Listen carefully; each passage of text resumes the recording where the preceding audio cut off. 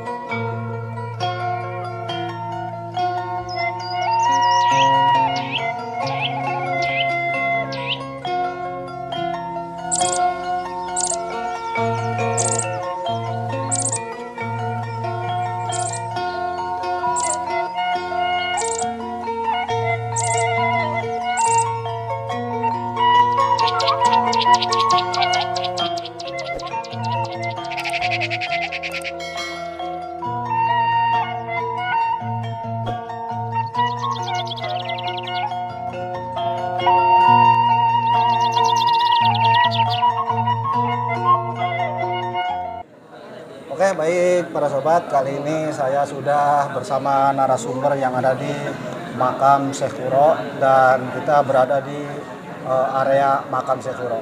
Yang pertama-tama kita seperti biasa untuk memperkenalkan diri pada beliau yang di samping saya. Assalamualaikum Pak. Salam. Ya. Mohon maaf Pak, namanya siapa Pak? Mbak Anom. Mbak Anom. Ini lagi Mbak Anom, saya akan bertanya-tanya sekilas tentang perjalanan Waliullah Syekh Kuro. Pak, yang pertama sebenarnya siapa sih Pak ini Syekh Kuro ini Pak? Jadi Syekh Kuro itu gelar. Oh, gelar. Ya. Gelar seorang ulama besar yang bernama Syekh Hasanuddin bin Yusuf Siddiq. Ya. Karena Syekh Hasanuddin bin Yusuf Siddiq seorang hafiz Al-Quran, seorang ahli qiraat yang mempunyai suara yang sangat merdu sekali. Suaranya menjadi cenderamata, maka beliau diberi gelar Syekh Qurratul Ain. Oh, itulah guys, para sobat, kenapa disebut Syekh Kuro? Karena dia mempunyai suara yang sangat indah untuk membaca Al-Quran, begitu ya? Iya. Nah, untuk keberadaan tahun ini kira-kira tahun berapa kira-kira Pak, tahun berapa itu? Jadi Syekh Kuro itu lahir di Mekah, bapaknya bernama Syekh Yusuf Siddiq yang masih keturunan dari Nabi Muhammad Rasulullah SAW yang ke-18. Oh ya.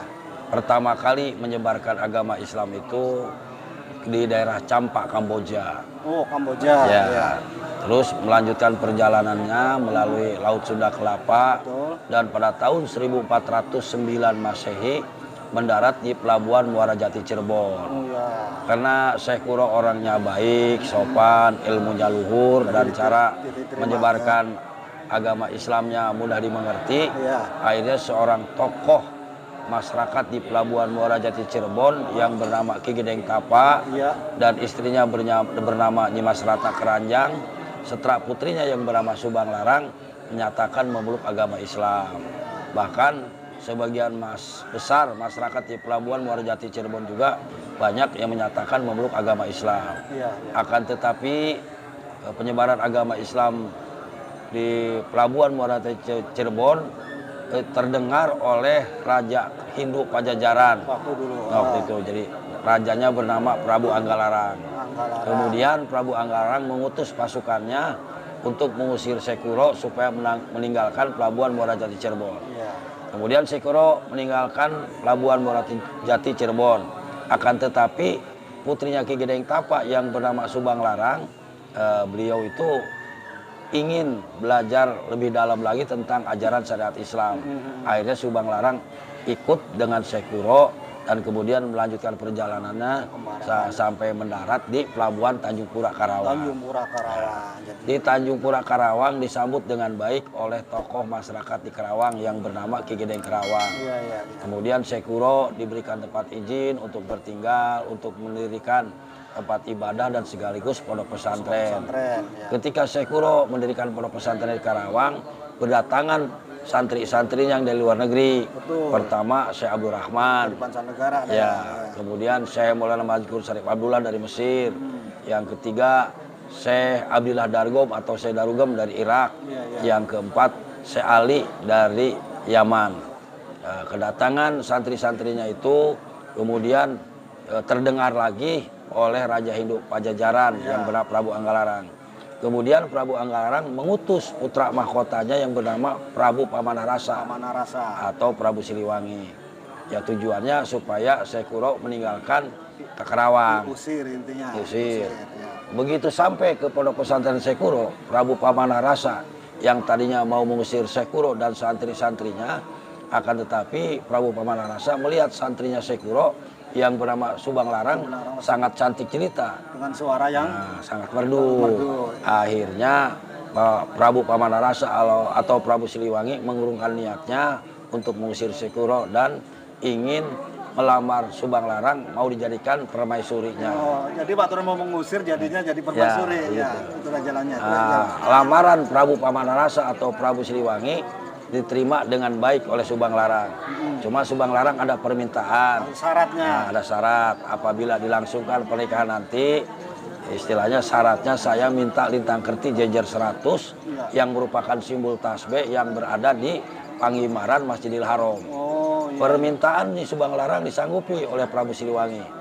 Entah dengan cara bagaimana, zaman dulu kan orang Hindu tuh sakti-sakti. Cuma bilang Hong aja bisa menghilang. Betul. Hong bisa terbang. Sampailah Prabu Siliwangi mendapatkan ke Mekah itu ke Masjidil Haram. Setelah sampai di Masjidil Haram bertemu dengan seorang kakek yang bernama Syekh Ja'far Shodiq. Padahal itu adalah merupakan penjelmaan Syekh Kuro juga. Ditanya kedatangan Prabu Siliwangi di Masjidil Haram itu mau apa? Jadi ceritakanlah bahwa saya katanya sedang mencari lintang kerti jejer 100 yang merupakan simbol tasbih untuk persyaratan pernikahan dengan santrinya Syekh Kuro yang bernama Subang Larang.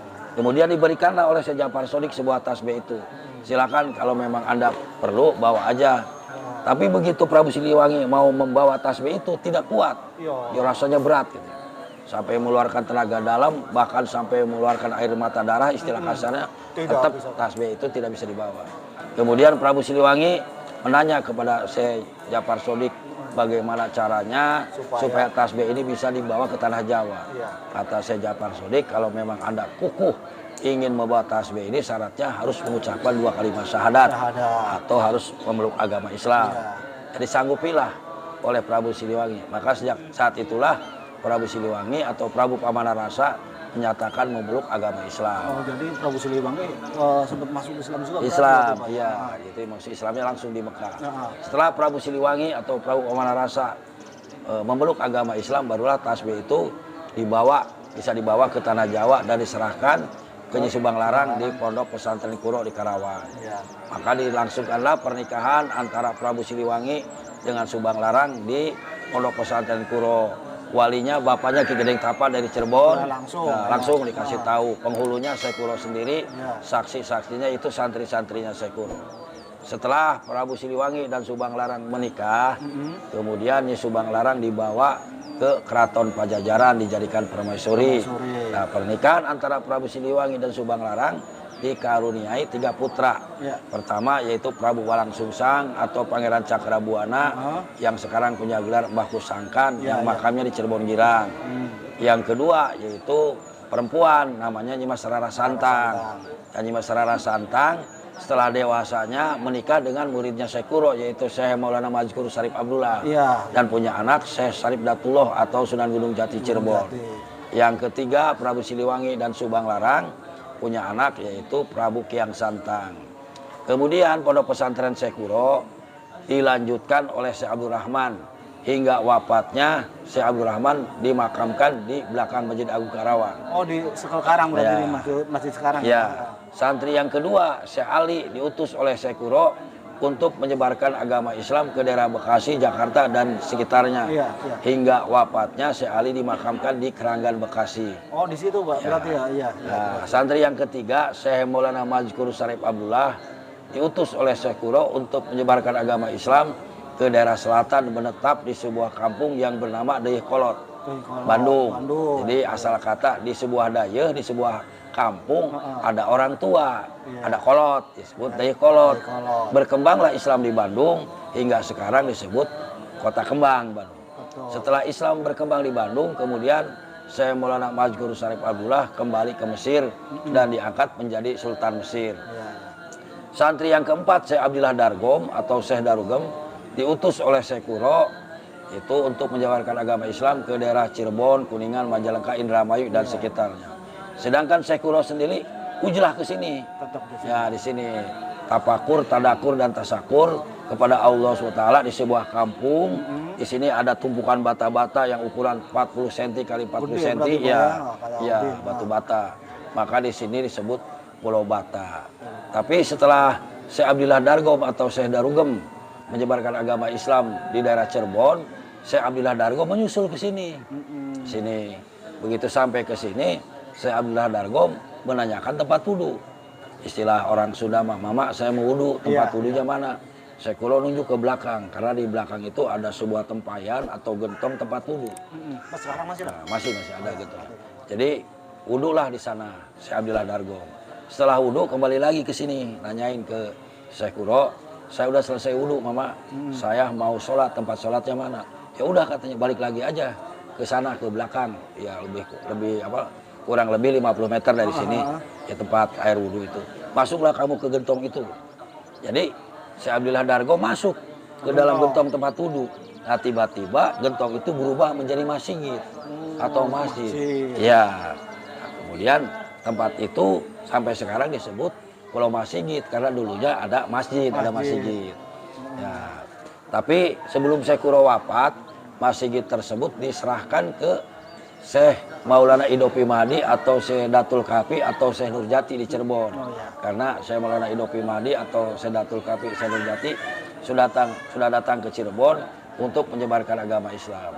Syekh Kuro wafat dan dimakamkan di sini, sedangkan Syekh Abdillah Dargom atau Syekh Darugem yang sekarang diberi gelar Syekh Bentong wafat dan dimakamkan di belakang di Pulau Masjid. Oh, di sini, berarti ngumpul di sini ada. Ya.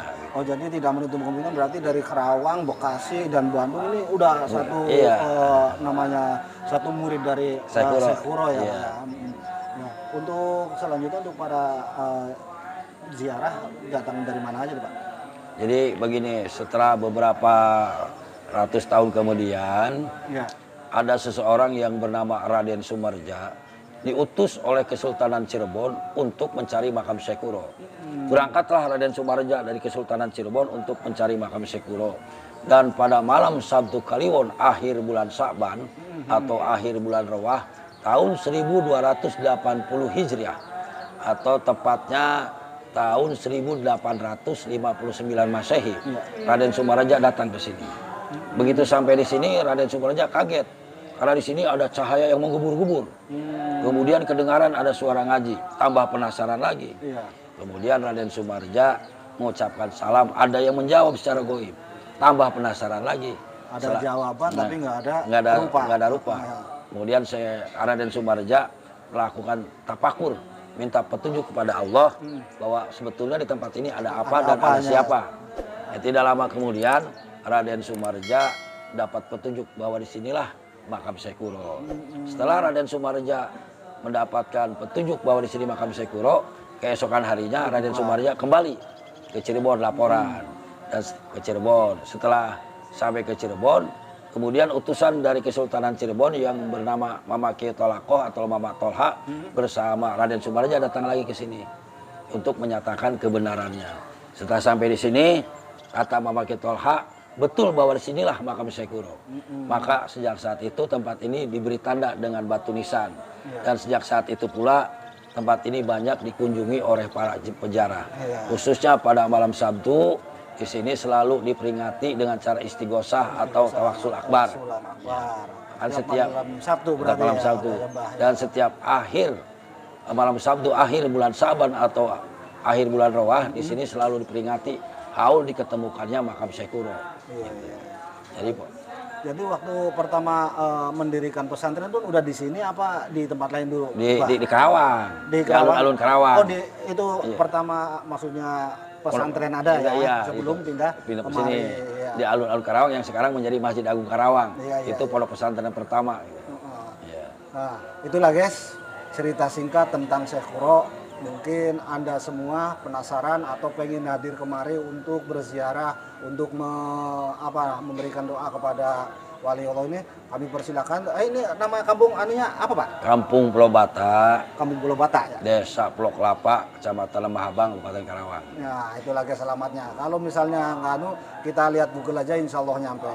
Oke, mungkin itu aja bincang-bincangnya. Mudah-mudahan bincang-bincang ini bermanfaat dan menambah wawasan ilmu pengetahuan untuk kita semuanya. Bagaimana peradaban Islam pertama di Kota Jawa, khusus di Karawang yang ada di saat ini. Oke, itu saja. Terima kasih. Itu aja.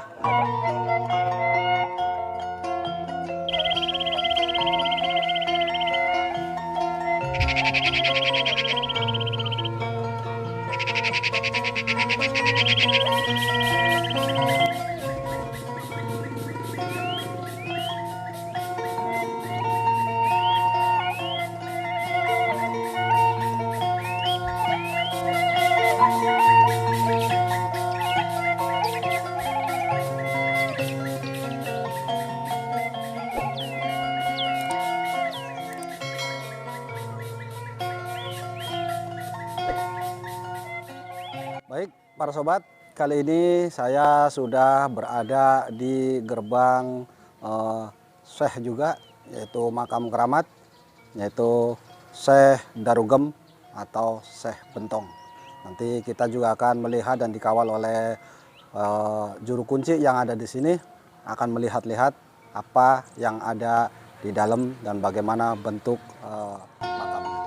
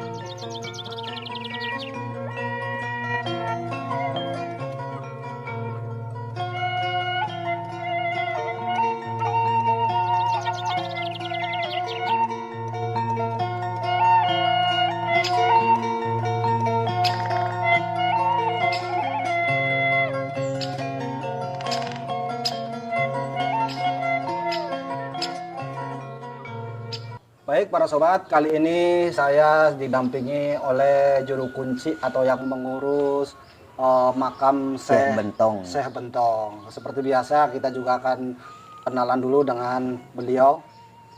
Assalamualaikum Pak. Waalaikumsalam. Mohon maaf Pak, namanya siapa Pak? Bapak Dedek, juru kunci Pulau Bata. Oh, juru kunci Pulau Bata, Bapak Dede. Pak Dede, saya mau nanya-nanya untuk kita beritahukan kepada para sobat tentang siapa sih ini Syekh Bentong. Syekh Bentong, Ya, iya. Itu nama gelar. Oh, nama gelar. Ya, Iya, nama silakan. aslinya Syekh Darugem.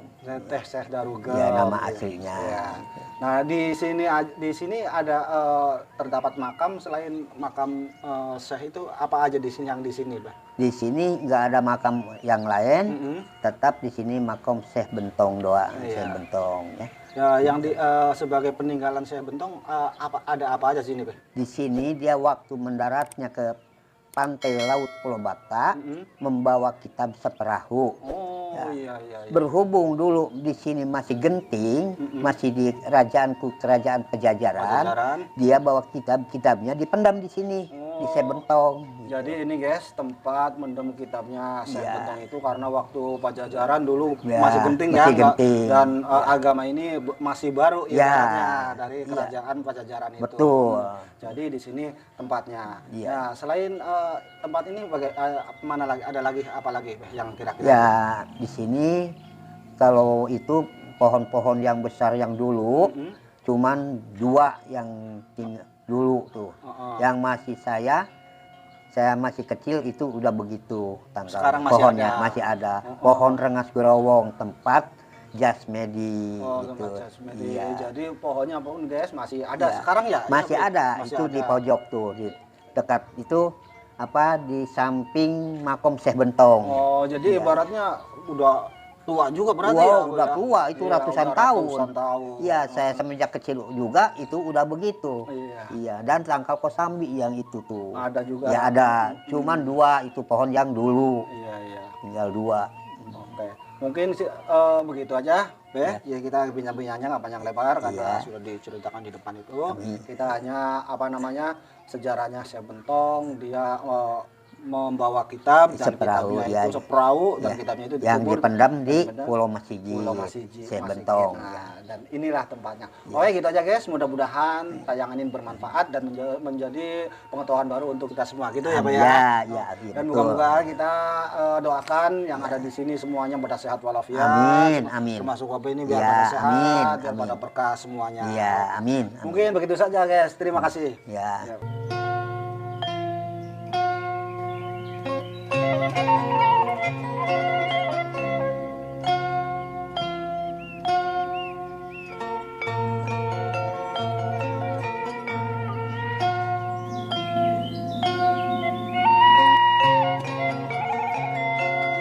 Baik para sobat, kita di sini tidak sendiri tapi banyak peziarah dari mana saja, dari daerah mana saja yang hadir di sini. Seperti yang satu ini, saya mau berbincang-bincang sebentar dengan beliau yang ada di belakang ini. Iya, kita bacain. Iya, Pak, ya. Ya. Nah guys, inilah kita akan berbincang dengan abang yang ganteng ini dan ama yang teteh yang cantik di belakang ini yang datang di makam Syekh Khurena. Pertama seperti biasa saya kenalan dulu dengan beliau. Bang, sini bang, depan dikit bang. Bang, Iya, namanya, Pak, ya. namanya siapa? Abdul Kiram, Pak. Abdul Kirom. Ya, Bang Abdul Kirom dari mana? Berasal dari Madura. Dari Madura. Iya. Terus ini dengan keluarga? Dengan keluarga semua, ponakan. Ingin dari kemarin-kemarin cuman ngedengar bahwa ada Syekuro di Karawang. Karawang, iya, Jadi iya. ini hari pertama saya kesini, Pak. Betul. Mungkin tujuan kita hanya mendoakan Iya. Syekh Khurram mudah-mudahan tetap Mudah-mudahan. Amin. di dalam mudah-mudahan ditempatkan yang mulia di sisi Allah juga. Amin. Nah, Bang ini dengan keluarga semuanya ini. Semua keluarga, Pak. Iya, mudah-mudahan dengan datangnya kemari, dengan sebab kita kemari, mudah-mudahan apa yang kita hajatkan, apa yang kita Amin. inginkan, mudah-mudahan kita terkabul gitu, Bang ya. Tujuan kita mendoakan Abang ya. Amin. Oke, mungkin gitu aja, Bang. Oke. Mudah-mudahan bermanfaat dan semua pada sehat semua. Oke, Oke, terima terima kasih, kasih. Bang. Oke.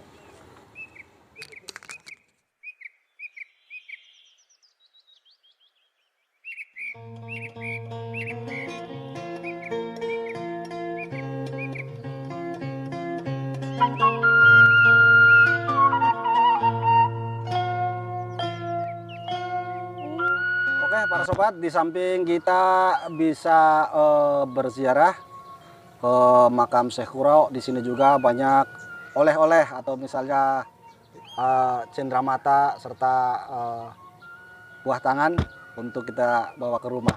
Ya, salah satunya ini guys, cindung, lumayan ganteng dah.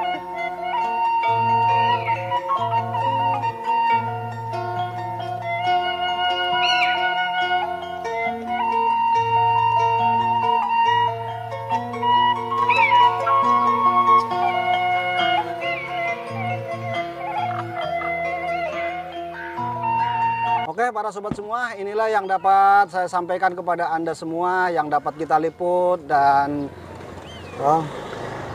dapat kita liput untuk Anda semua. Mudah-mudahan tayangan ini bermanfaat dan menjadikan bertambahnya pengetahuan tentang sejarah yang ada di wilayah Kota Karawang. Jangan lupa like, share, dan komen, serta subscribe untuk mendapatkan video terbaru dari saya. Sekian, wassalamualaikum warahmatullahi wabarakatuh.